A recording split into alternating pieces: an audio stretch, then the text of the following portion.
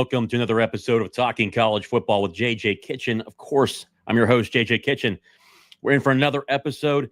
And again, guys, from this past weekend, a just massive commitment run for Pitt. 10 commitments in one weekend. If you were here last weekend, I talked about potentially maybe 2 or 3 commitments, 9 overall in the month. Pitt outdoes that in one weekend. And plenty of great commitments, plenty of good players that are in here. A couple guys that I think that will be good down the road for guys they can work on.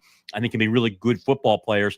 And as we've seen through The Athletic, if you haven't seen, though, probably see it on my YouTube channel or on the Twitter account. Had a huge article up from The Athletic talking about how Pitt has been outpacing everyone else in terms of development and the rankings and getting guys to the National Football League. So some of these guys I'll certainly trust Pitt with, but man, there was one hell of a run, an explosion in terms of recruiting in the WPIAL. I don't think they're done in the WPIAL. I think they possibly have 2 more guys on the board. Certainly a number of different players are still out there. 10 commitments, 9 that are known as this show begins here tonight. The 10th one, I do know who it is, but I think that I'm obviously not going to release that.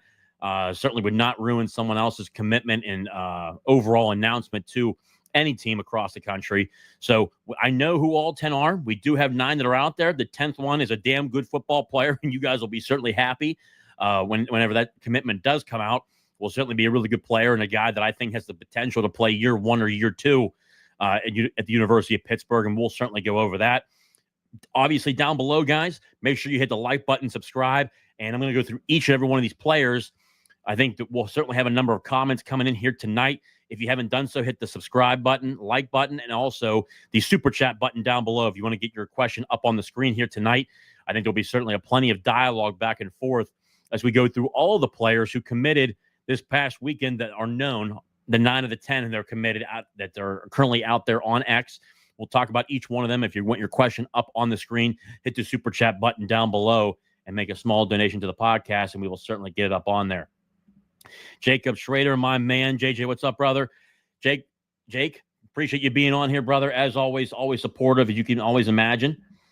Plenty of different ones here. What a pitch chance with the Central Catholic linebacker. We'll go through a number of all those and guys that are currently on the list who haven't committed, who I think are certainly still in play for. And again, Pitt has landed right now 3 WPIAL players just in this class. As we go through the list here, I think as we sit here today, if I'm not mistaken here. Yeah, 3 WPIAL players this past weekend. I think that potentially have the opportunity to get 5 WPIAL players in this class would be really incredible for this class as they begin it. But before we get into it, guys, the show is sponsored by Colonial Beer, located at 4986 Library Road in Bethel Park, PA, 15102. Again, great sponsorship and collaboration from Pitt and Icy Light. Really cool can. Make sure you go in there. They have plenty of those. They just restocked them. They do a great job with individuals. Anytime you're in there, you can talk football with Bill and Alan. Doesn't matter who you talk to. They love talking Pitt football. They love talking football overall. Been tremendous season ticket holders for Pitt football, Lions 412, and athletic director fund donators and major contributors to Pitt athletics. Make sure you go see them today. They're incredible people who work for them at Colonial Beer. Take care of everyone that walks through there. Great customer service, and they certainly have a wide variety of selections, as you probably have seen when I posted on X. A major different selections from your heavier beers to your lighter lagers. Make sure you go in there today. Colonial Beer, located at 4986 Library Road in Bethel Park, PA, 15102. The show is also sponsored by Thompson Law Group with Brian Thompson, an attorney on your side. Call them today at 724-799-8404 or visit them at thompsonattorney.com. Again, tremendous people. Brian, if you guys have met him at the spring game, plenty of times I introduced him to people during the regular season last year. An incredible individual, certainly helps out in his community, comes from a great family and has a great family. And the great thing about Brian is being a smaller law firm, he cares about you, the individual. Unlike the larger law firms that look at individuals like a number, Brian looks at you as an individual and sees every single case differently than everyone else. He makes sure he guides you through the entire process. And if he doesn't have the answer, he'll make sure he gets you the answer from somewhere else and guides you through the entire process. Again, Thompson Law Group with Brian Thompson. Call them at 724-799-8404 or visit them at thompsonattorney.com. And lastly, the K Collection, the coffee brand by Austin Kitchen. you can go to at www.thekingscraft.com. Again, Austin Kitchen and the Seattle Mariners organization, a Pittsburgh product of Mount Lebanon, won a national title down at Coastal Carolina. You guys have probably seen Coastal Carolina now back at Omaha in the College World Series. Tremendous people. Obviously, Austin has done a lot of great work in terms of being able to have a lot of testing done. He's done a great job with this coffee brand. I've never been a coffee person. He has got me onto this coffee brand. Again, the K Collection at www.thekingscraft.com. If it's able to help out a professional athlete in Major League Baseball, Austin's one of those guys. He certainly does a great job with myself. Personally, the AK Espresso is the best one for me. I love it. I have one of those every morning before I go to work, and it gets me started and gets me going as I start my day. Again, the K Collection, the coffee brand by Austin Kitchen at www.thekingscraft.com. It's the black bag, the K Collection, 3 different coffees they have there. Again, the K Collection. Make sure you go get that today. Well, as we go through it here, again, guys, we'll go through each one of these players, talking about what I know, watching the tape. It was so much fun watching the tape on a number of these different guys. I knew a lot of them, especially 2 of the WPIAL guys. Knew plenty of them. Had to go back and look at a number of different these guys for their overall tape. A couple guys that were unknown to me. Really good overall fun, and it's fun for me to watch the tape overall. So much fun as I get to break down each one of these players and just go see, hey, what are they great at? What do they need to improve on? A lot of good players in this group for Pitt. But we'll go ahead and start that. Down below, again, to get your question up on the screen, we'll get towards the end. Go ahead and hit the Super Chat button down below, make a small donation, and get it up on the screen. But first up, the first one that we're going to talk about here today, let's see here. Jaden Dunar, wide receiver, 6'5", 175 pounds, out of Thomasville, Georgia.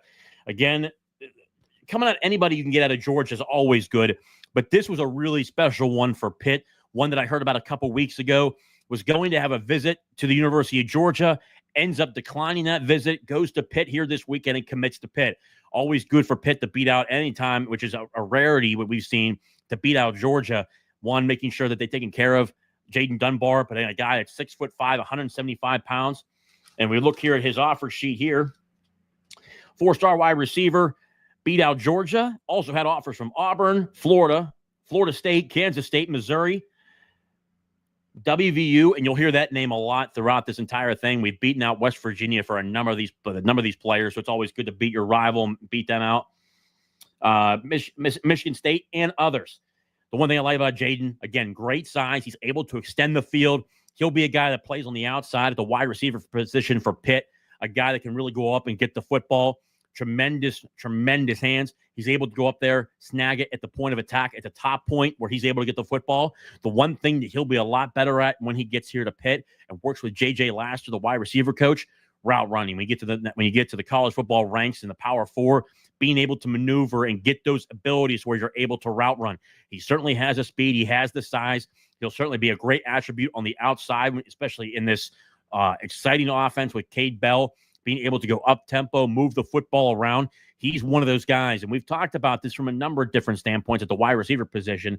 Cade Bell loves the non-traditional, smaller wide receivers, the guys that are like 5'10", 5'11", but he's able to go out there and get guys like Jaden who are 6'5" and just produce on the outside, almost like this year with a Deuce Spann. Deuce Spann, 6'4". You love to have those bigger guys on the outside to where you can have 1 or 2 of those on this team. I think Jaden's going to be a tremendous athlete for Pitt. I think, to be honest with you, he may vie and fight for playing time as a true freshman. That's how good of an athlete he is, and the offer sheet certainly does produce that and projects that. But a guy that I think when he gets to this level, first year in there, especially too when he comes in, if he commits to where he's at the camp early on, spring camp, he'll be able to produce at a high level, learn the offense where Cade Bell wants to run next year, and then is able to really compete for a starting position or playing time next year as a true freshman, and a guy that is really just a tremendous football athlete. And again, anytime you can beat out Georgia, that's always a great aspect. And when I saw that when he canceled his visit to Georgia, I was extremely excited about that, man. I couldn't believe that we were able to snag that away. As you can imagine, we talk about these football players. It's June. You got to hold on to these football players now. You got to hold on to these guys because there's going to be plenty of offers across the board for a number of these players who are really early on in their recruiting stages. But these guys, we're going to try to find a way to hold on to them because they're tremendous football players. And speaking of holding on to these guys, I don't expect him to go anywhere, but I can tell you this, a really damn good football player here on the offensive line, building in the trenches, where I believe that every football team that is successful in college football or the National Football League starts up front on the offensive line and defensive line. This one here, John Curran, the third, three-star offensive lineman, 6'4", 305 pounds, first-team All-State in the WPIAL. First-team All-State, a tremendous football player, very aggressive. I mean, a guy that is really at the point of attack, an old-school offensive lineman that just loves to bury guys, pancake guys. Watching his tape was a lot of fun. I'm kind of shocked he's only a three-star. I think that's really going to get adjusted here pretty quickly because he's going to get more offers as the year goes on, especially his senior season. He had offers out of Coastal Carolina, Marshall, Akron, Cornell, Penn, Old Dominion, and has other Power 4 offers such as Louisville, Virginia, and Virginia Tech, who are certainly looking at him as well. John, the really good thing about him, and you've probably seen it on the thumbnail, a massive, massive dude. I mean, just a very gifted individual in terms of being able to produce, just absolute physical strength. I think the really good thing for him is we go into the college football season, into his senior year. Again, he's got great footwork, but just continuing to build off of, one, the pass protection. I think once he gets better and continues to thrive in terms of pass protection, he'll continue to show that and show why he's a P4 player. He's going to get a lot more offers as the year goes on. Again, he's a diehard Pitt guy. Was always good to get him. We always wanted to get him. And I think he really did a good job this past week at the Pitt football camp. He earned a scholarship offer there, has an official visit here, and commits on the spot. I think he does a great job in the run game. I mean, he's an old school traditional offensive lineman, being able to get after it. I think when he gets to this level at the University of Pittsburgh, we'll certainly work with him and produce and continue to get better at the offensive line position for pass blocking.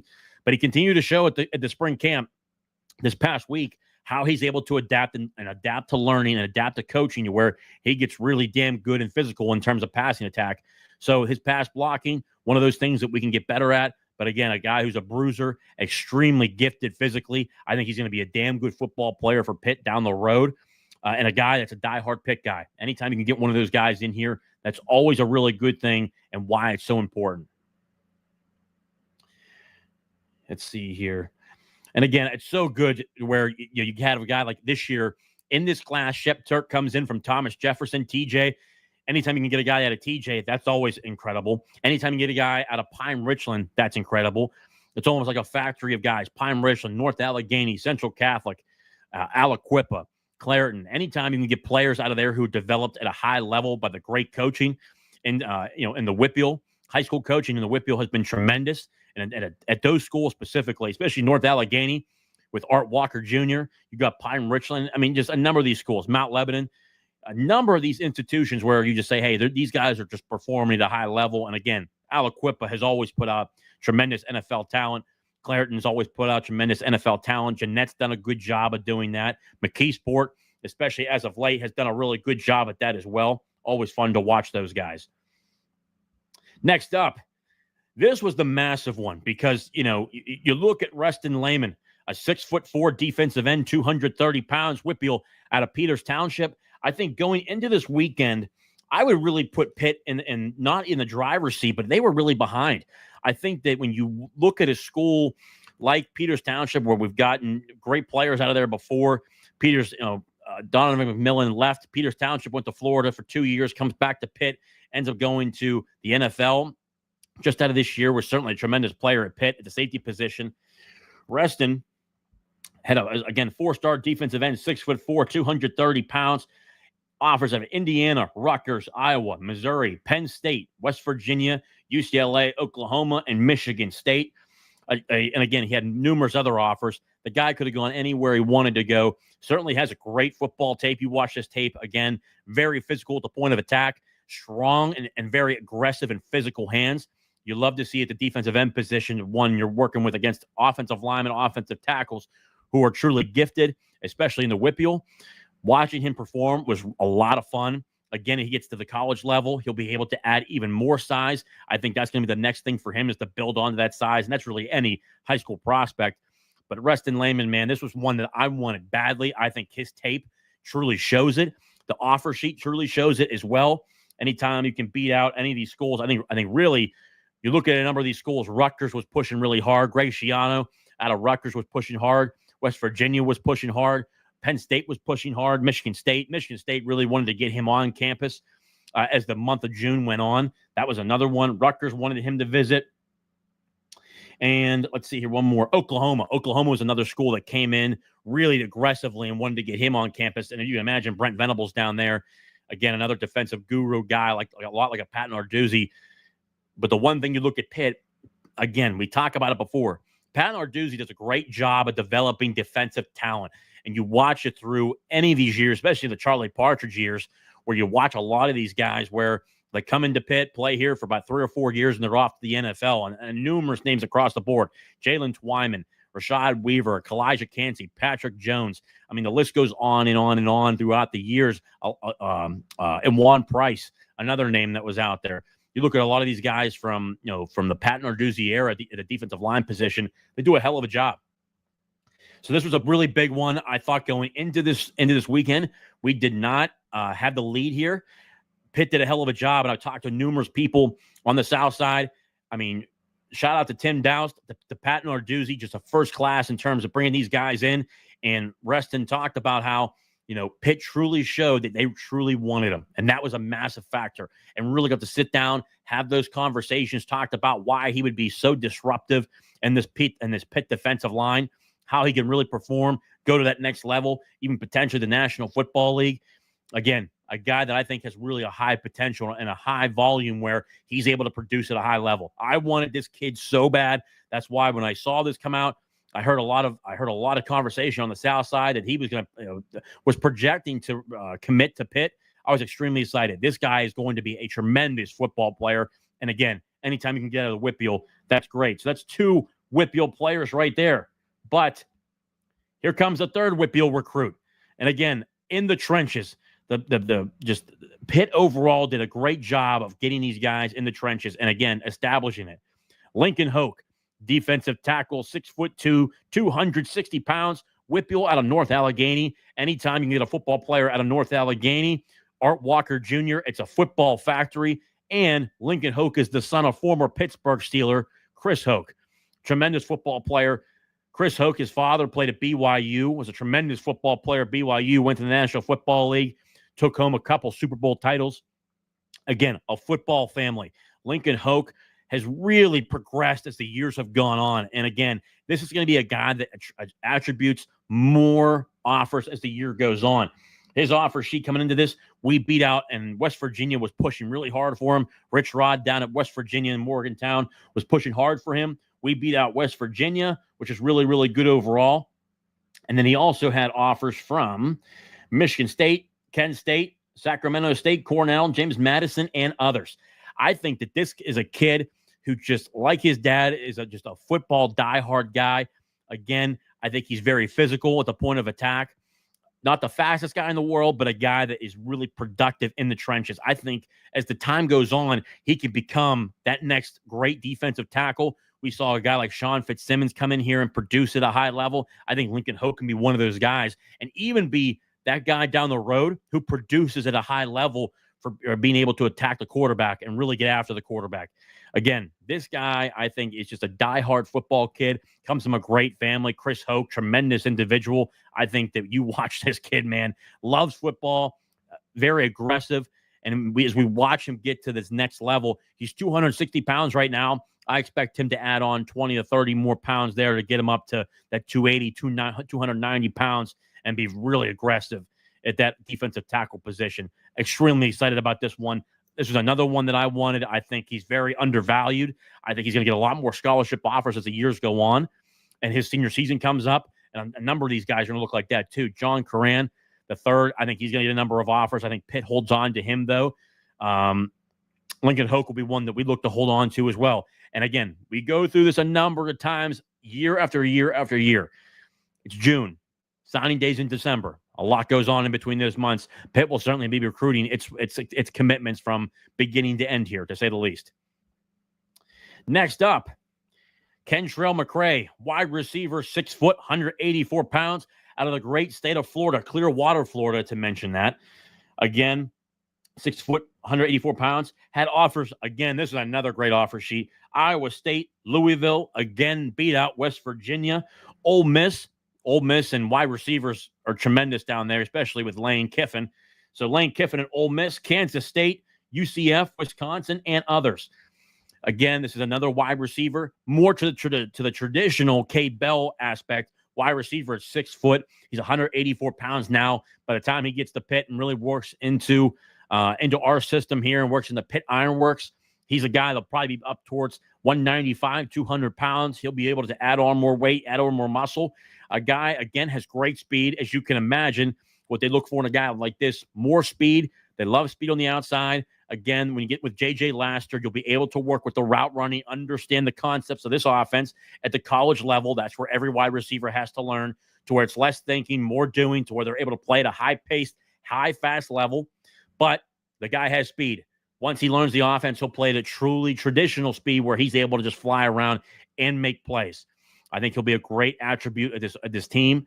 We'll watch and see how he develops under J.J. Laster. But as we've seen with Cade Bell, he loves certain wide receivers. At this size, at 6 foot, 184 pounds, I expect him to be a 195, 200-pound guy as the year goes on. Between his time at Pitt, probably in that range of 195, 200 pounds when he gets in the Pitt Ironworks. This guy's the potential to be a damn good football player, and the offer sheet really provides that. Again, I loved watching his tape. Certainly a highlight reel, to say the least. The guy makes a ton of football plays. Again, get to this level, J.J. Laster, develop him, and then we'll watch him shine at this level and see how he produces. But again, another great football player. To the comment section, guys. Let's see here.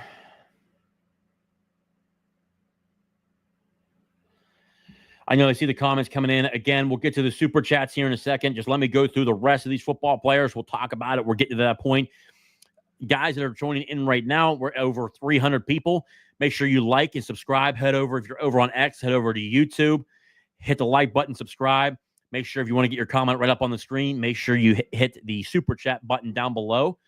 And again, if you're also on here, head over to Facebook, Talking College Football with JJ Kitchen. I'd like to get to 100 followers so we can stream on Facebook as well. So make sure you head over to Facebook and follow the Talking College Football with JJ Kitchen, that fan page. We'll go through it here. The next up, this was a surprise one. And again, anytime you can get someone out of Texas, it's always good. A shorter offer sheet, a guy that I think that can be a really good project, but when you watch his tape, I understand why they took him. A very good athlete, a guy that can certainly move. Anytime you're able to have an offensive lineman that can move his feet as well as he does, I understand why they took him. And I think he's going to get more and more offers as the year goes on for his senior season. More people see him. And that's going to be Nicholas Howard, offensive lineman, 6'5", 285 pounds, out of Pearland, Texas. The great state of Texas, the Lone Star State. This is a guy that we were able to beat out. Houston, three-star offensive lineman, 6'5", was able to beat out Houston, Texas State, North Texas, UTSA, and others. Anytime you can go into Texas, I never have a problem with it. Eric Howell came out of Texas. We saw him in previously. We've seen some great players come out of Texas, go to Pitt. Not many, but the guys who have done that have done a good job up here. I like this because you watch his tape and you see the projection, and it's all based on projection at the offensive line position. And I think he's got that potential to be that guy. Right now, is he a blaring guy? You have the sirens going out there? No, but I think this guy can be a great project for Pitt and a guy that can really be a damn good offensive lineman. He's got the size. I think he's got great footwork. Get a little bit more visualization out there, and he'll be able to see more universities. I think he's going to certainly get more offers. He's a guy that's starting to blow up and a guy that's starting to get more offers. I thought Pitt did a good job of making a committable offer. I think this guy could be a really good offensive lineman at this size, but for how well he moves, that's really what got me to like this commitment here. You know, I look at the offer sheet, nothing over the top. Houston was the one Power 4 offer. And if you can imagine, their new head football coach down there, he did a great job at Tulane, did a really good job at offensive line recruiting. He certainly loves him. I think the more offers will come out here. I think this is going to be a good project for Pitt in year 2 and year 3, where you watch this guy have potential to make a lot of projections as the years go on. But what really made me comfortable is the way his footwork and how he moves. I think he's got really good base. I think he's got great footwork from beginning to end. I think he could really play offensive tackle or guard. That's how well he's able to move. And I like how Pitt recruits offensive linemen in this new regime under Cade Bell. It reminds me a lot like a Paul Christ era, to where how we're trying to develop guys where you're looking at them in projections of guard and tackle, guys that can move back and forth. Once they find out which one they're good at, you're able to just implement them and throw them right there and put them into there. That's one of the things that I like. Nicholas Howard out of Pearland, Texas. Anytime you get a football player out of Texas in the Lone Star State, you take it. And in this instance, I like the way he moves. This will be a guy that I think down there in year 2, year 3, year 4, you start to look at this guy and say, hey, he's got an opportunity to compete for playing time. Next up, damn, I was happy to see this one right here. Isaiah Simmons, the number 1 linebacker in the state of Virginia, Norfolk, Virginia, linebacker, 6'1", 210 pounds.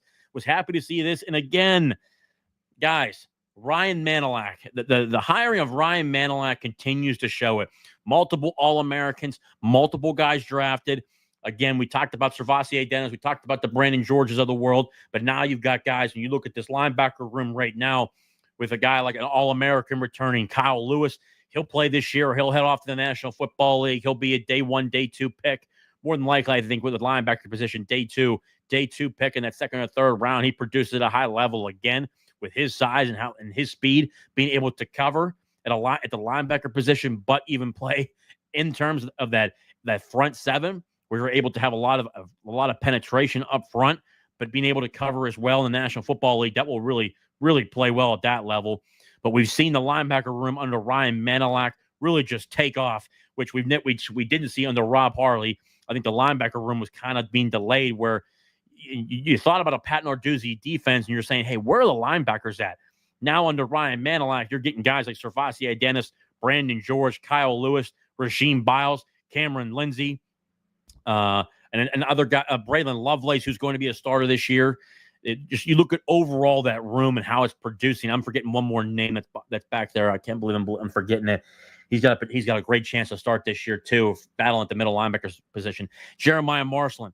So you've got 6 guys in this linebacker room right now that are currently there that could play at a high level that they're comfortable with, while also losing 2 guys to the National Football League, and Brandon George and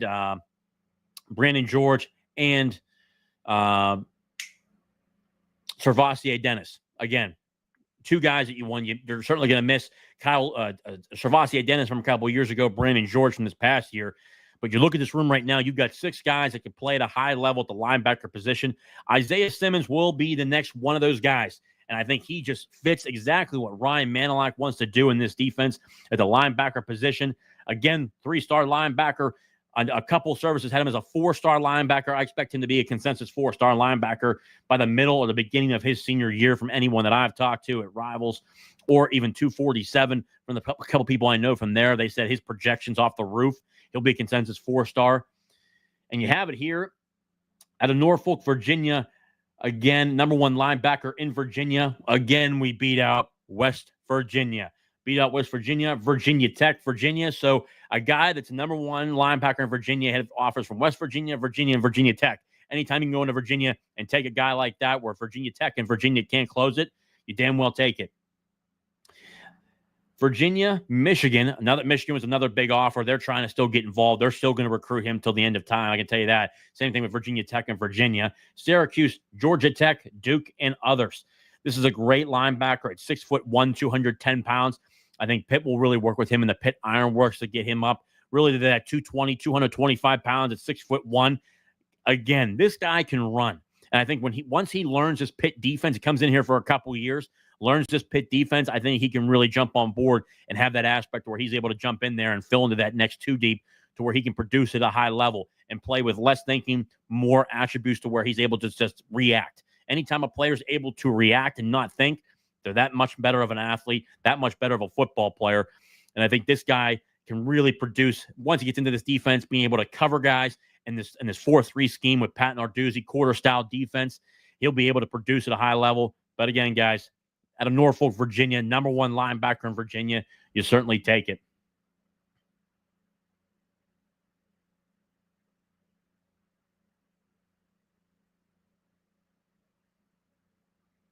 Looking at some of these comments here, guys. Again, we'll get to it here in a second. There's some wild comments in the comment section. I love it. Next up, the tight end position. Wyatt Villarel. I feel so bad. I'm probably mispronouncing your name, Wyatt. I truly apologize about that. But again, another player out of the great state of Texas. First an offensive lineman, now a tight end.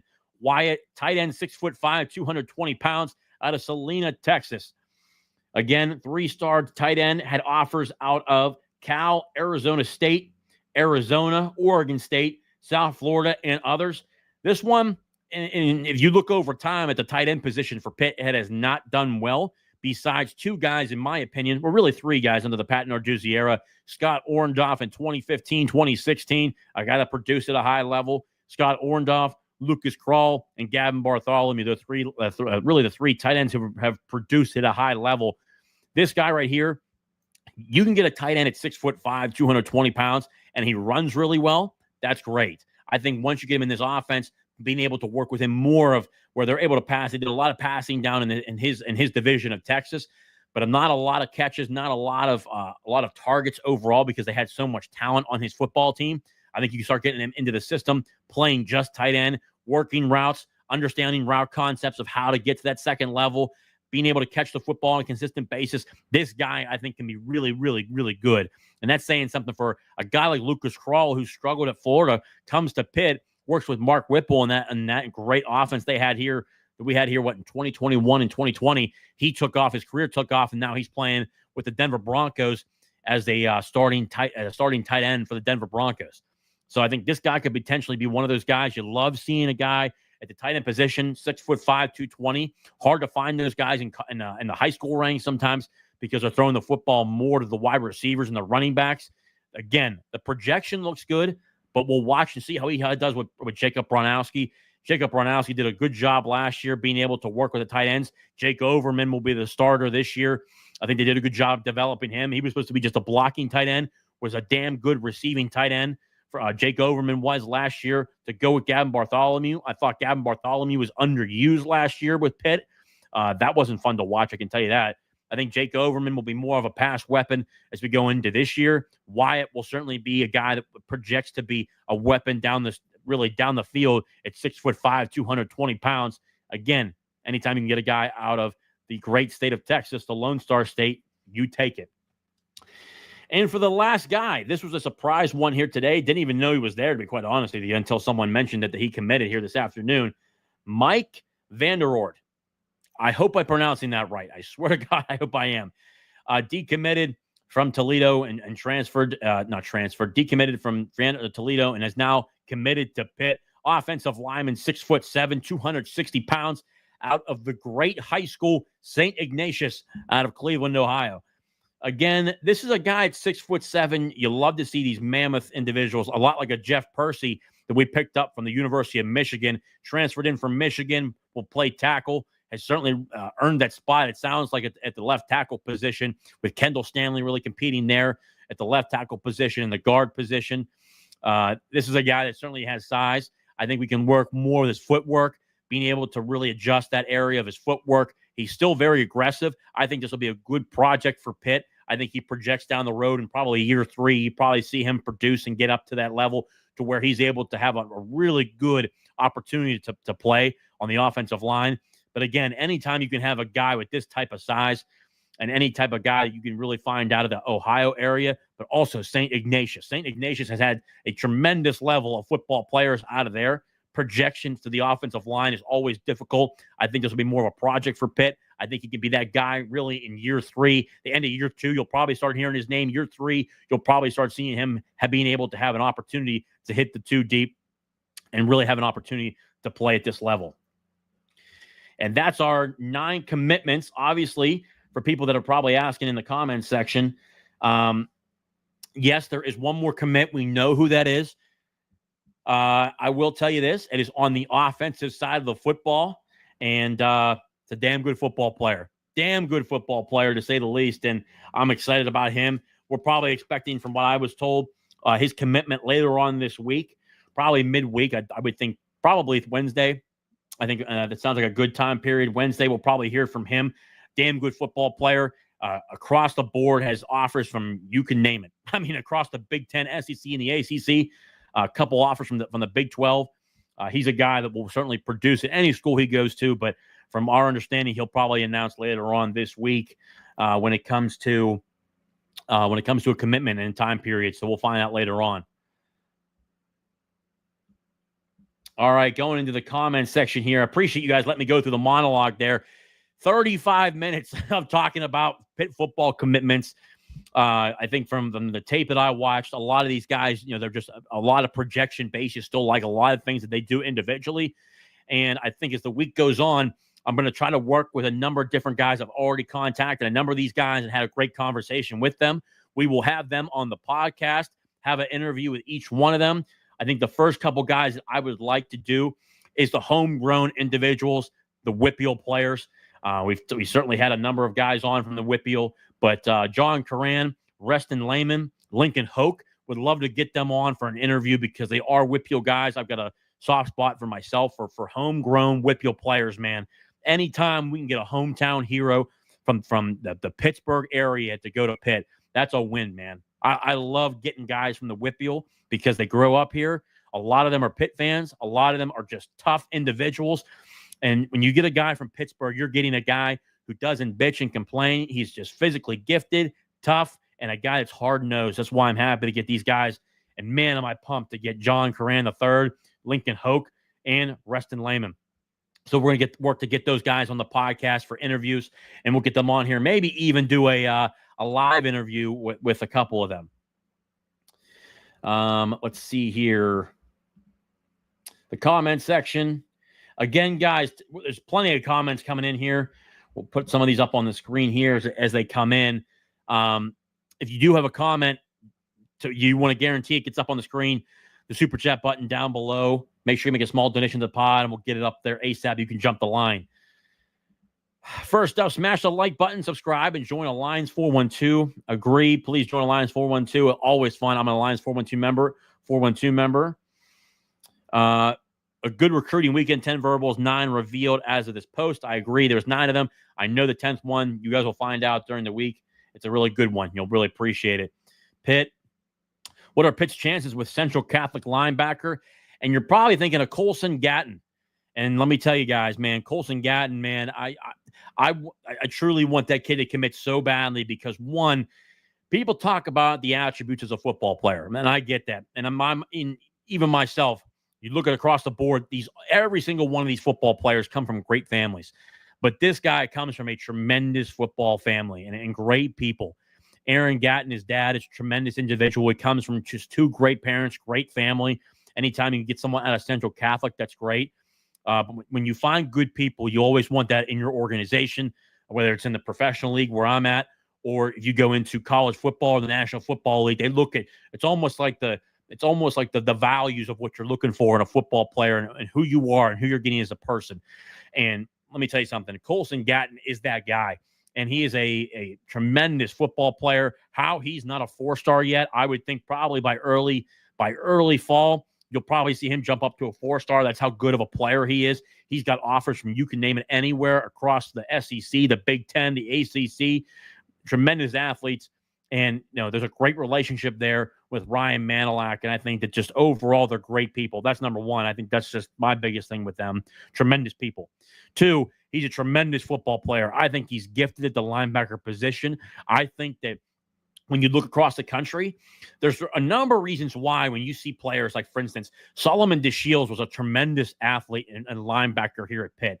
If he would have stayed at Pitt, he would have been drafted. He ends up leaving, goes to Texas A&M, falls on the depth chart, doesn't get drafted. While he was getting drafted, or while he was going to the draft, I should say, he even tweeted out, and he sent me a bunch of stuff where he even said, don't look at my tape at Texas A&M, look at my tape at Pitt.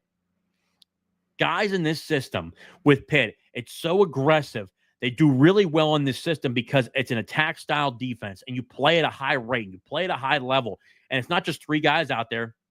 Pitt plays so much where they just get 6 guys rotating in there, and you get a lot of eyeballs on you to where, hey, a lot of the guys from the NFL draft say, damn, they got some good football players there.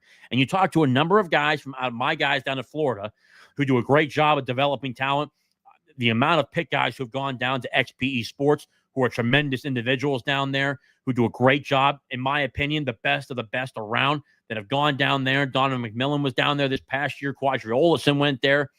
A number of different guys. Troy Apke was down there. He was up at Penn State, but he was a Mount Lebanon guy that was down there. I think Quadri Henderson went down there. We've had a number of different Pitt athletes go down to the Florida area to where they train down there for the NFL draft. And XPE Sports is truly the best. There is nobody else that's better. I trained down there. And let me tell you something. They push you to levels that you never thought you could reach before in your life. They do a tremendous job, but they know talent.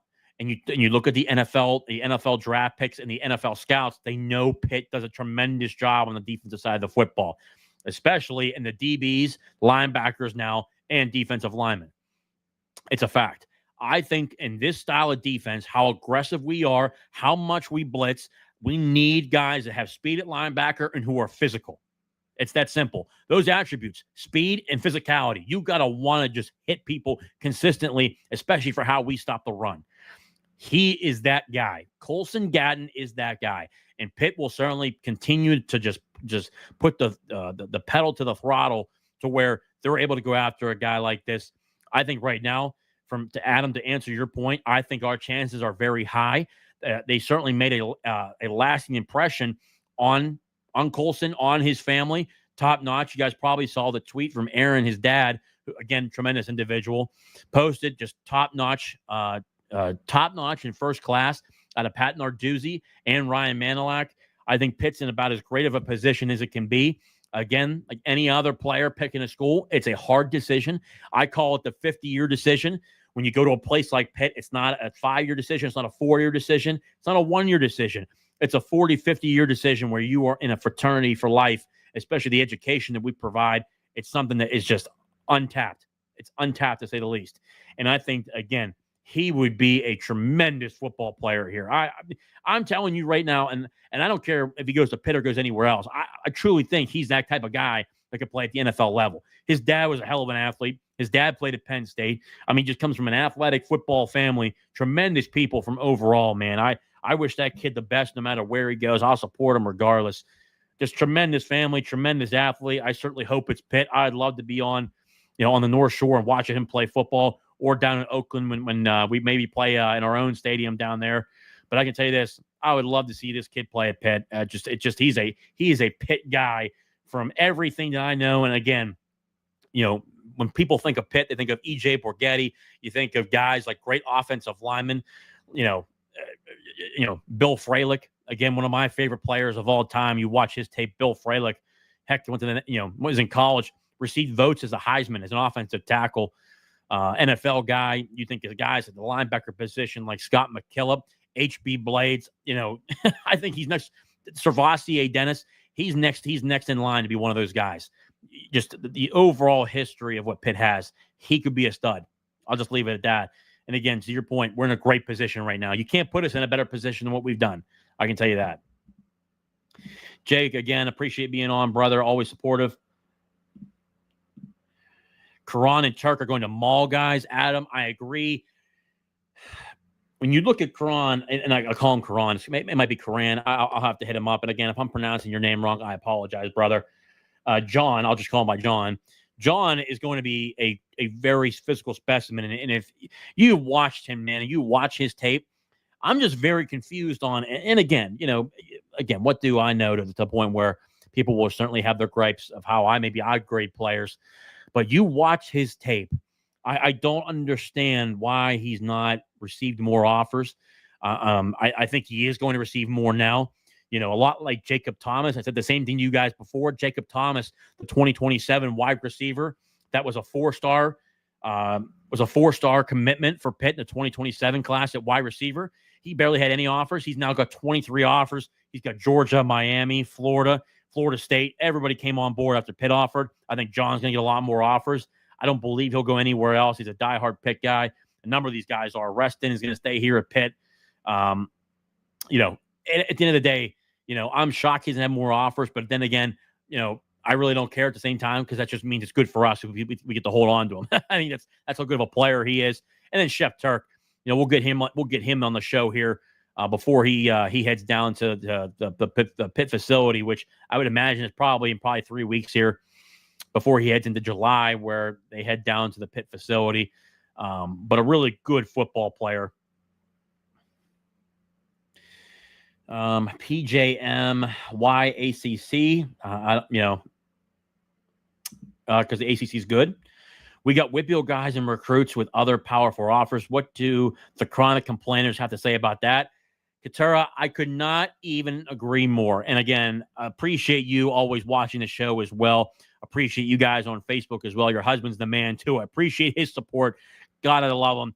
Great guy. I mean, I appreciate all the support you guys produce, and just want to thank you guys personally for all the support you guys provide, man. I think, George, I just love you guys. Appreciate you always watching the show. Just want to give you guys a shout out for being great supporters of Talking College Football with JJ Kitchen. And again, just got to say before we go on to more topics here, that's why I love doing the podcast, man. I love talking, college football, Pitt football, but college football in a whole sphere.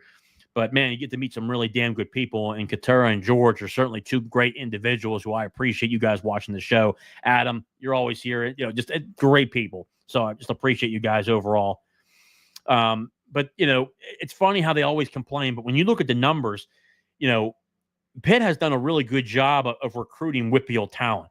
Across the board, Pitt has the most WPIAL talent especially just if you just do the Narduzzi years. Pitt has had the most WPIAL players on its roster since Pat Narduzzi has gotten here, compared to West Virginia especially. We've blown them out of the water. And the same thing even with Penn State. Penn State's done a good job of getting certain guys, the higher echelon guys, but Pitt's had a number of those years. They've gotten those guys, the Paris Fords, the DeMar Hamlins. They were the number one guys in their class. They went to Pitt. We've had our guys where they've come here. Elliott Donald, Dorian Ford, Nakai Johnson, all those years, we were able to produce and get those guys in here as well. So they've done a good job in that area as well. But the total number of WPIAL players, Pitt has done better than anybody else. And Penn State fans love to jump on board and say, well, those guys suck. I don't think they suck at all.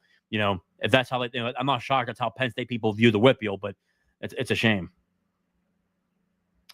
Speedy Tortoise, according to some out east, we only got him because nobody else wanted him anymore. What kind of weirdos comment on kids' commitment announcements and put them down? But that's Penn State, brother. They're just bad people. I mean, to your guys' points, I've had stalkers on here from Penn State. I've had people stalk my accounts, stalk my YouTube channel. I mean, the amount of people across the board from that institution just truly meet it. And again, I like having the haters from Penn State because it means I'm doing something right, which is a really good thing. But they're just bad people. And again, they get upset because they're not getting those guys. If they truly didn't care about Pitt, they wouldn't be commenting on everything Pitt. They're upset because we beat them out. And again, we had a number of guys, Rustin, and a number of other players that we had on here that committed to Pitt. Penn State were recruiting them. I know that for a fact. Again, it is what it is. They're just really bad and sick people, man. It's how it is. Penn State cult can't handle losing recruiting battles. Sad fan base, really. Yeah, Calvin, I couldn't agree more. Just they're overall bad people, man. And for how much they stalk people and the stuff they say. And there's a couple accounts on there that pretended to be a football coach and, DMing and trying to get underage. I mean, I don't know, man. It's extremely weird. It's very weird where I had a number of players reach out to me and said they thought it was a real coach and how creepy that was. And they blocked them, scary stuff, man. Hoke first step is insane. So clearly you've seen his highlight reel. I mean, the tape is really, really good. I agree. I think he's got a chance to be a really good football player. They want McCrae as a wide receiver. I thought he was a CB. I think he can play both. I've heard he's going to be a wide receiver, but I think he may start at wide receiver and may work back to a cornerback. He can play both because he's got great speed. I think McCrae can really play both. And I think overall, when you watch his tape, I understand why they think that. I think he just may come in as a wide receiver first and then work to a corner. But we'll see. They're going to bring him in early, and they'll be able to really maneuver out and what that really looks like. Any word on Gaton? They're in a great position with Gaton. I think I've said enough about him. Just tremendous individual, tremendous football player, and they're in a great position for him right now. I can tell you that. Love the linebacker recruits. So damn athletic. I agree. Jalen Lovelace is a stud on par with Lewis and Rasheem Biles. I agree, TD. Not Jalen, but Braylon Lovelace. Braylon Lovelace is going to be a damn good football player. I think he's going to start the middle linebacker position this year. I think he's going to be a really, really good football player this year and just take off.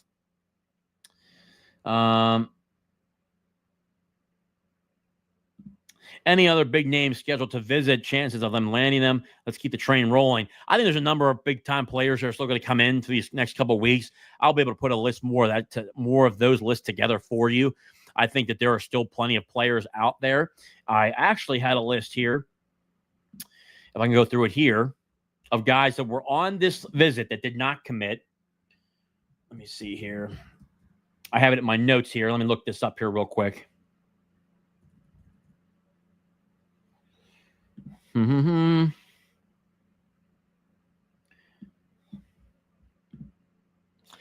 Yeah, so guys that were on this visit that didn't commit, I had Xavier Jackson, Logan Nagel, Coulson Gaton, Javonte Williams, Larry Miles, Jafar Jean Noel, and Damon Ferguson. I think there's maybe one more I'm missing here. I might have missed out on one more player. Larry Miles will be he's a wide receiver, a damn good wide receiver recruit. And power four numbers across the board. He's going to be making his decision July 1st. From my understanding right now, after that visit this past weekend, Pitt is leading there. He's a potential 4-star recruit. He's a really good football player. He'll be a fun guy to watch. He makes his commitment coming up July 1st. He'll be a guy to watch going forward. Coulson Gaton, obviously, is going to be a guy to watch out for going forward. Damon Ferguson is high on my list. He's a guy, a running back, 4-star running back, has offers out of everywhere. I'd be shocked if he doesn't commit to Pitt down the road. We'll see. Again, there's a number of guys that were on this list that were potentially, you got to remember too, I have this list here. One of them committed to Pitt this weekend. And I think that we can put down a number of guys on that list. You can certainly put out the names that what you want, but I think there's a guy on that really strikes my mind. I know who it is. I'm not going to tell you guys who it is. But great players on this list. Xavier Jackson, Coulson Gaton, Larry Miles, wide receiver. Again, July 1st. Pitt's in pretty damn good position right now. Damon Ferguson, 4-star running back. He fits the mold of what Pitt's looking for. So a number of different guys that could really commit to Pitt as the time goes on. Shark City is the real LBU. Gaton up next. I agree, man. Any word on Damon Ferguson? The Pitt's in great position right now. I can tell you that. They're in great position. I'll just leave it at that. I'm happy where they are. Let's go, Eric Heinchel. Let's go. The train is rolling. Hail to Pitt. Couldn't agree more, brother. It's looking really good right now. I'm incredibly excited for this season. They are building something special. It starts in the trenches. This could be a surprise year. I couldn't agree more. I think Pitt right now, the difference, and you look at Pitt this year, and we talk about players from a number of different areas where what does it look like when we go into this year? The offensive line, the difference is, one, we've added a couple really good pieces, but also we've moved a couple guys around to where they're more in their position to be successful. But the difference is that there's a lot more depth this year. We didn't have depth last year on the offensive line. The minute we started having 2 or 3 injuries up front, we really hit rock bottom. And when you look at a number of these guys, when we lost so many guys up front, it was a shame, during the year why we just took off. And then obviously Eli Holstein got hurt. Desmond Ree got hurt at a portion. Raphael Poppy Williams was playing with 2 torn ligaments in both of his thumbs. That was resulting into a number of issues of why he had so many drop passes as the year went on. But also, if you watch closely, we were never really up tempo, and really game 9 and beyond. After game 9 and beyond, we really weren't up tempo at all. I even say in game 8, we really weren't up tempo at all. We weren't the offense that what Cade Bell likes to run. This year, from right now, from my understanding, I think that the offensive line at this point, from starting from left to right, left tackle will be the Michigan transfer, Jeff Percy. At left guard will be Jackson Brown, the legacy name. His dad played at Pitt. He'll be the starting left guard. At center, it's going to be Lyndon Cooper. Back again, he's going to be a great attribute this year. I think he's going to be a lot better this year. He was good last year, but I think he's got a whole nother level to him. That's how much he knows his offense. That's how much he knows the pass blocking scheme. I expect him to be taking that next step. Again, obviously, returning right guard 3. This will be a 3-year starter and that's going to be B.J. Williams at the right guard position, and then Ryan Bayer moves to right tackle from left tackle to right tackle. I think in his really natural position at right tackle, feels a lot more comfortable. He certainly talked about that. I think he's done a great job at right tackle. But the backups, you look at the backups right now. You've got the Richmond transfer. What's his name? Drawing a blank on his name right now. Keith Gouveia. Keith Gouveia, backup. He'll be a backup guard. He'll be really good going into this year. Kendall Stanley. Kendall Stanley's back this year. He's brought in from, he was an all AAC player out of Charlotte. He's here. So you have Kendall Stanley at the tackle positions. You've got Keith Gouveia at the guard positions, and he can play center. I think he's actually really good at center, too. We saw that during the spring game, how well he did there. So Kendall Stanley, Keith Gouveia, Caleb Holmes, the former 4-star offensive lineman. He's there. He's done a good job. Ty Ray's done a really good job again this camp. That's 4 guys right there. Isaiah Montgomery started a number of games last year. He'll be a very good and productive player for Pitt this year as well. He's got that time period. He's got that experience he's needed. He's done a good job. I think he'll be a damn good football player. So really, you've got those 5 guys across the board. You've got 9 or 10 guys you can really rotate in there. Now, does Pitt want to make sure they keep their guys healthy? They're starting 5? Of course. You never want to go too much into your depth.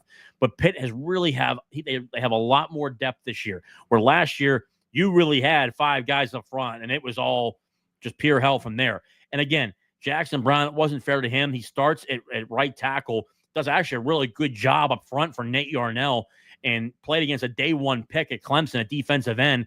Isaiah Montgomery was the same exact thing. He was starting for the first time against SMU, Clemson. Those guys did actually a pretty decent job. They got better as the year went on because they got more repetitions. Now they have those repetitions. They're going to compete for those starting positions. And again, I think Jackson Brown is going to be a damn good player at left guard. He can play guard or tackle. He'll play the left guard position, in my opinion. He'll take that position really well.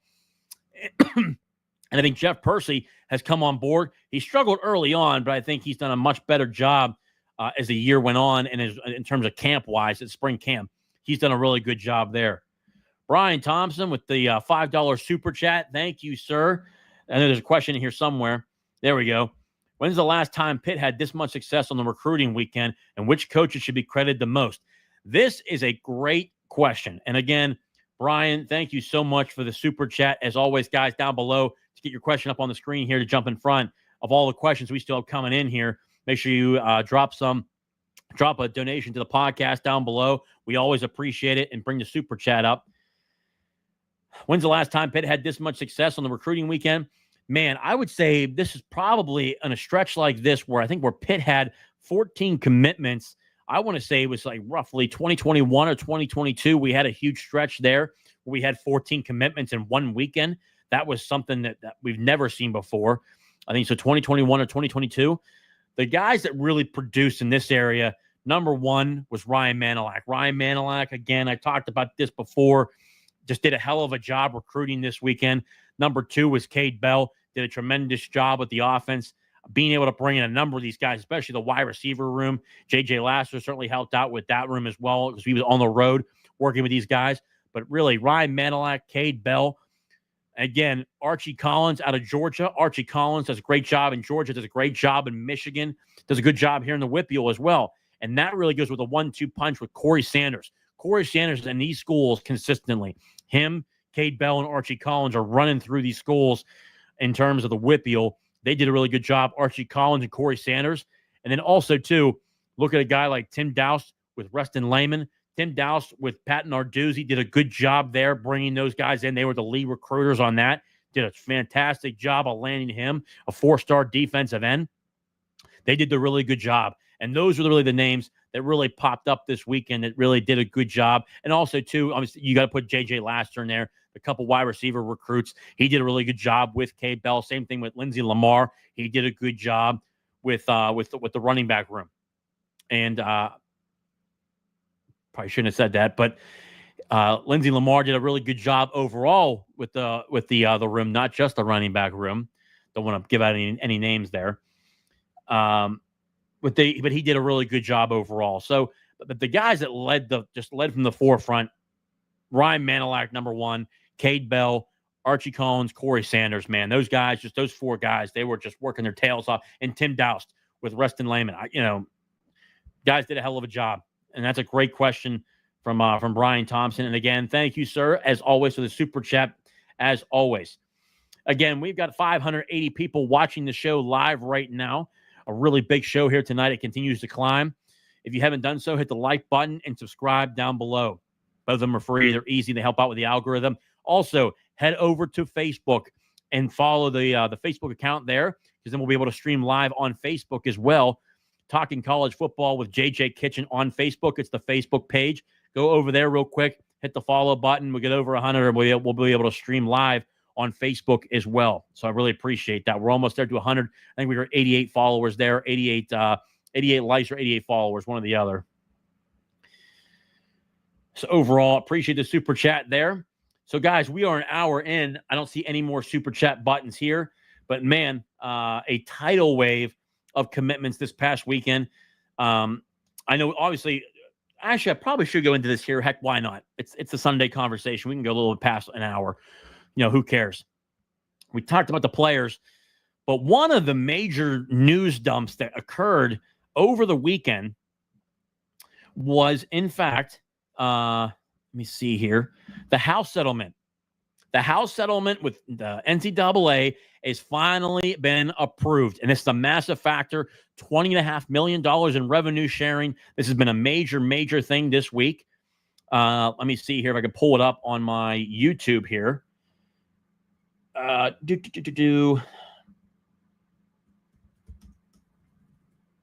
Let's see here. If I go into my, let's see here.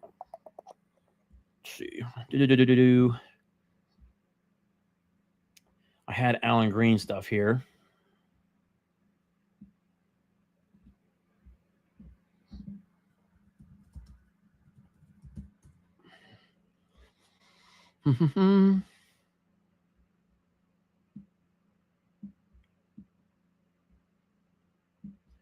See here if I can find it.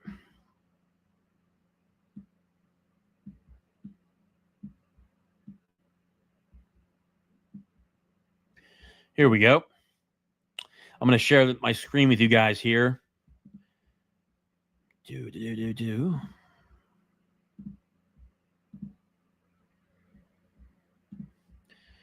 we go.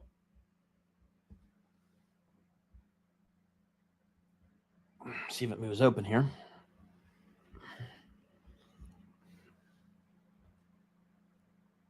Here we go. Since its hiring last October, there have been a lot of work done by Alan Green to get Pitt caught up in the previous regime. More info will come out as the year goes on, that's why I put that there. Green has been a major upgrade in numerous areas. And Alan Green says here, fully committed to our championship future, University of Pittsburgh leadership has long been engaged in planning for the onset of the revenue sharing era. That foresight has Pitt strongly positioned for the 2025-2026 year of competition and beyond. So again, I think that overall, you look at a number of these guys, again, he's done a good job. And when I talk about this, let's see here. When I talk about this in terms of what he's done behind the scenes, you look at how we were handling the athletic department previously under Heather Lyke. Here's what I mean by this. The reality is that Heather Lyke truly thought that NIL was going to go away. And this is even after 2021. Heather Lyke truly thought that NIL was never going to be a thing.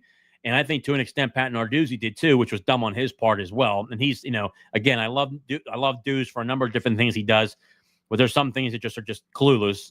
I don't know why he does it, but he does it. But Heather Lyke kind of guided the athletic department to think that NIL was not going to be a factor. It was going to go away. It was something that we're paying players wasn't going to be a long-term effect and wasn't going to happen. Well, when Joan Gable and Heather Lyke met, that was one of Joan Gable's first questions. What's our plan with NIL? What's our plan with revenue sharing? What have you done to produce and prepare Pitt? She did not have a plan. And that's just calling it the way it is. I think that Heather Lyke did a great job with facilities and upgrading facilities. You look at the Pete, I mean, the absolute just incredible work she's done there. the incredible work she's done on the South Side facility. Pitt's facility is second to none, man. I mean, the amount of players that go through there when I talk to recruits and the comments they bring back to me are truly remarkable. I mean, that's one thing I'm very happy about that she did. The facilities that we have are incredible, and they've talked about that. But the one thing that she truly failed at, and probably the only thing she truly failed at, was the NIL and revenue sharing. When you look at the House settlement, it was something that was done that she thought would go away, which never did. Alan Green has positioned Pitt over the last 8 months. He was hired in last October, really started November 1st. Since November, he has done a great job of allocating our funds where, in reality, guys, here's what people have to understand this. A lot of our funds where the majority of the time was almost like divvied out evenly. There was a lot more funds going towards football and basketball, but not as much. Under Alan Green's leadership, a lot of our funds are going towards football and basketball now. And football is getting a lot more attention in terms of how they're being funded, donations. I can tell you this from anybody that I've talked to, from Alliance 412, from the Athletic Directors Fund, which is all donations of, you've got over 100,000, $1 million, $10 million. That's where all that money's going to, and it's all tax deductible. He's done that. I mean, he has brought so many people to the forefront. I've talked to major donors at Pitt that said his leadership is a complete 180 from what Heather was doing.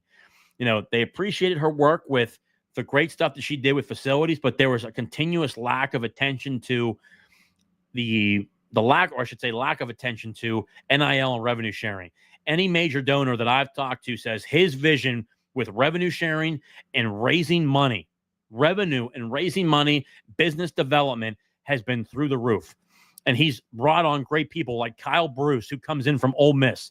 Kyle Bruce was in charge of their fan experience, revenue generation at Ole Miss. Go look at their numbers from the past 4 years since he's been there. Their numbers have skyrocketed. Fan experience, revenue sharing, revenue generation, corporate sponsorships, business development. Kyle has been a freak of nature at what he's been able to do at Ole Miss. And Ole Miss was towards the bottom of the SEC. When he left, they were currently 4th or 5th from what I saw from the latest database, 4th or 5th in terms of revenue generation in the SEC. I mean, the guy did a hell of a job. Bringing him on board as chief revenue officer was a major aspect of Pitt athletics. That's a great move. And as the year goes on, it's only going to get better. How they're working and bringing people along and understanding that this is a team effect truly has only helped Pitt. We were so far behind under Heather Light's leadership. Thank God for, and I think people need to hear this too. Thank God for Alliance 412. And I've said this before, we wouldn't have had those numerous teams from Pitt football to Pitt basketball, the tournament runs, the 2021 team, for Pitt football, 2022 team, 2023, Gavin Bartholomew, Kenny Pickett. You saw a bunch of these quarterbacks, Eli Holstein this year, the guys that are on this roster right now. Without Alliance 412 and Chris Bickle, and I've said it before, Chris Bickle, John Pelusi, Jeff Goldberg, Doug Whaley. Doug Whaley is kind of like de facto GM right now at Pitt football. I've talked about that. I've said this before. I said Pitt needs an in-house GM. I think that every school across the landscape in college athletics has gone on board and said they need an in-house GM. Pitt needs that, and I think there's a number of different guys they could certainly hire. Doug Whaley full-time to come on board and take that position. I think he'd do a really good job. A guy that I think that would do a damn good job as a former player who I think has got so much knowledge of the game, but financial aspects. I think Mike McGlynn would do a really good job of being a general manager of any football team across the board. He's a former Pitt guy. He's a diehard Pitt guy. The amount of work he's done, behind the scenes, cheering Pitt on, guiding certain people, making sure certain guys are looking for great opportunities go to Pitt. He's done a great job. I think he should be certainly looked at. People have brought up Louis Riddick. Louis Riddick I thought would be good, but he's not going to take a college job. He wants to be the general manager in the National Football League. I know that for a fact. But there are a number of guys that you look at and say could be a really good general manager, and they're across the board. They've hired a general manager from West Virginia in basketball. Christian, he's going to be a hell of an attribute to them. I think he's going to do a really good job. But Pitt football needs an in-house GM. They need a guy that's in the facility watching these guys, understanding values. And I think Doug Whaley, for a guy, he's around a lot, and he watches these guys, and he does a fair amount of evaluations, and he does a great job. People don't want to listen to what Doug says. Doug does a tremendous job, and he's a diehard Pitt guy. Personally, I think, he's a guy, just hire him full-time with Pitt, man, and be in-house. Be Doug Whaley. You just go get him. There's no doubt in my mind he'd do a great job like he is right now. But Alliance 412 and what he's done, Doug Whaley, Alliance 412 with Chris Bickle, we wouldn't be here today without those guys, and they deserve their flowers. They've done a phenomenal job. They've done a great job of evaluating talent. They've done a great job of being able to go talk to donors and bringing people on board. They've done a good job of getting people involved, being able to bring them on board with Alliance 412. So, they're not going, and plus they're not going anywhere either. They're going to be long lasting in terms of what their job is going forward after the $20.5 million. Because the $20.5 million is a salary cap, but you can go over $20.5 million with true NIL deals. And Alliance 412 is going to be a massive factor in what they're doing with that. Alan Green talked about that on 93.7 The Fan. The first thing that he said, we're looking to go over $20.5 million with the NIL effect of it. And I think they're going to do a really good job with that. Let me look on X here and see if I can find Ross Dellinger. He had a really good breakdown of the House settlement. This week, Donald Trump's expected to meet with two influential college sports leaders at Bedminster. He explores involvement in the industry. Notre Dame athletic director Pete Bivacqua and SEC's Greg Sankey. You're going to be golfing with him. They're certainly going to be talking about that. Let me see here.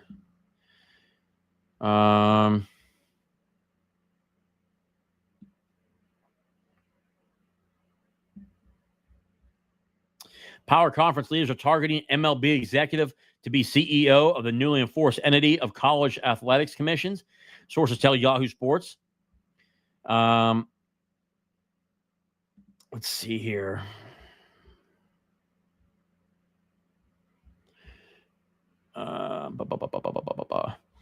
It's in here somewhere, guys. I'm going to find it. I'm going to share my screen with you guys.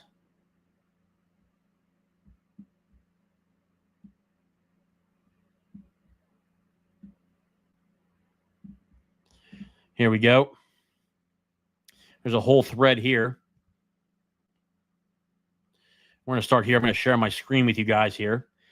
This is a long extended show for you guys here tonight. This is going to be, we're hour and 13 minutes in. We've got 641 people in here now. Again, if you're over on X, head over to YouTube, hit the like button and subscribe to the show. Share this with the show. Our next goal is to hit 2,000 subscribers, guys. Help me out. Share this with everybody and get more people to subscribe. 2,000 is our next goal. We can do it. Hopefully you guys help me out and get there. Again, we're going to share the screen here. All right, here we go. So Ross Dellinger with the House settlement approval. With the House settlement approval, a thread. The settlement negotiated by plaintiffs seeking back NIL pay and NCAA power leagues has three main parts. One, $2.8 billion in back pay to ex-athletes, $20 billion in revenue share to future athletes, new roster rules, and enforcement arm. Goes into here. $2.5 billion in back pay spread over 10 years from the NCAA plus school distribution, NCAA tournament money, distribution determined using a formula based on players' value. That's going to be very interesting.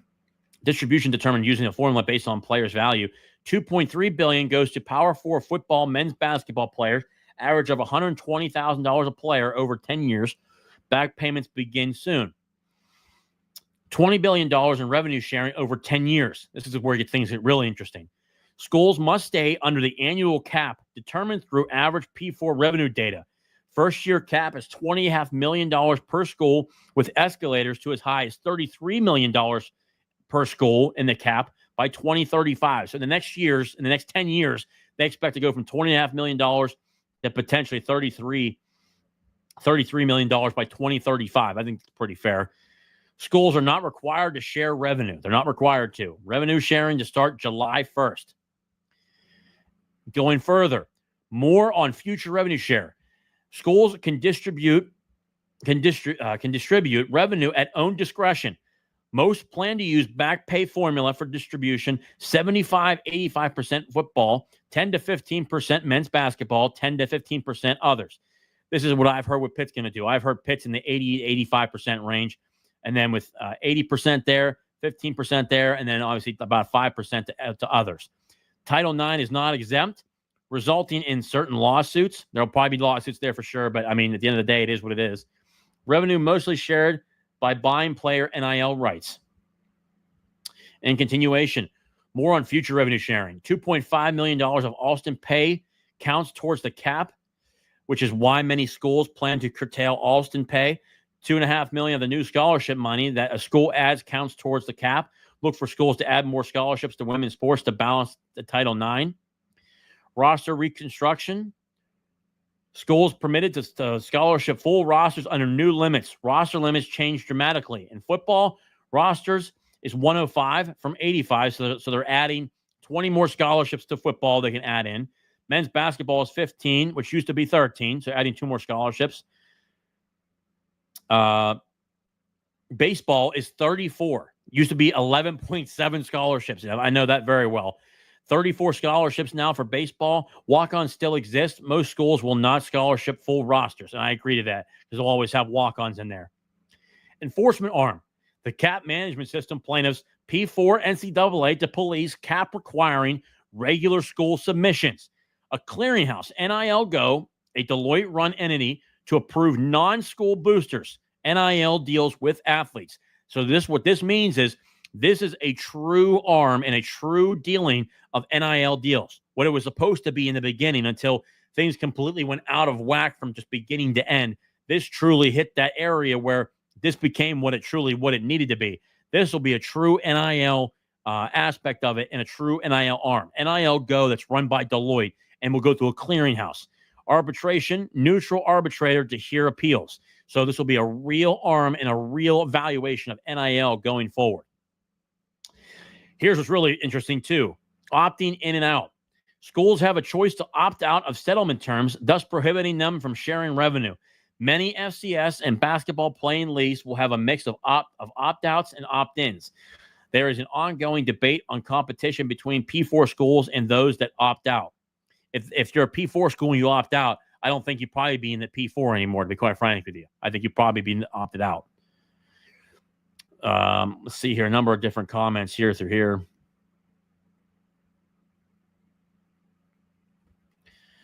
Yeah, but I mean, just tremendous breakdown from Ross Dellinger. He did a really good job there breaking that down and talking about everything that goes back and forth. I'll probably more than likely take this segment right here and just make a clipping of it and then take it offline and then be able to create a whole new video and upload it to my YouTube channel to where everybody can watch.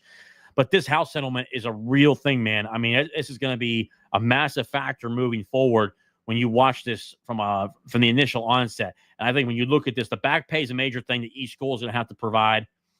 But this is the biggest thing for me, on the revenue sharing side of it. Schools can distribute revenue at own discretion. Most plan to use back pay formula for distribution, 75 to 85% football, 10 to 15% men basketball, and 10 to 15% others. Title IX is not exempt, resulting in certain lawsuits, revenue shared by buying power of NIL rights. I think it's going to be very good, though, for women's sports, adding in more scholarships. I like that a lot by getting more, especially giving them more opportunity for bringing them on board. Because as we've seen, women's basketball has really started to produce some high-level eyeballs. With obviously, Caitlin Clark has done a good job of getting people to look at that from a whole different onset of what people didn't. People never watched women's basketball to where women's basketball is so much fun to watch. Now, the same thing with women's volleyball. The volleyball team at Pitt, that's been extremely exciting to watch. I'd imagine there'll be plenty of money dished out to there for women's volleyball, enough to where they can keep certain players and work with other schools to see how exactly they're using their monies as well. And I think Pitt will continue to stay very relevant and very competitive in those worlds to be able to say, hey, here's what we're doing on a different aspect of how we're being able to produce this and how we're able to bring more people on board. So that'll be certainly fun to watch. But overall, very fun and very interesting. So, guys, I don't see any more comments. We've got over 730 people in the show right now. Guys, again, last time here, hit the like button, subscribe if you're new. Hit the like button, subscribe when this video is posted. Go into the comment section and talk about more stuff you want to see on the channel. But, guys, I think that's going to be it for us tonight. The show is an hour and 20 minutes long tonight. We've done a hell of a job, longer than usual. I might break this up and bring more videos out of it and post it online. So again, guys, I appreciate it as always. Appreciate your support of the show and appreciate you guys tuning into another episode of Talking College Football with JJ Kitchen. Please go over to Facebook, hit the like button and follow, hit like and follow on the Facebook page, Talking College Football with JJ Kitchen. Get us over 100 followers, and that would really be able to allow us to stream on Facebook as well. Guys, thank you for tuning in to another episode of Talking College Football with JJ Kitchen. As always and forever, hail to Pitt and hail to the ACC. I'll see you next time.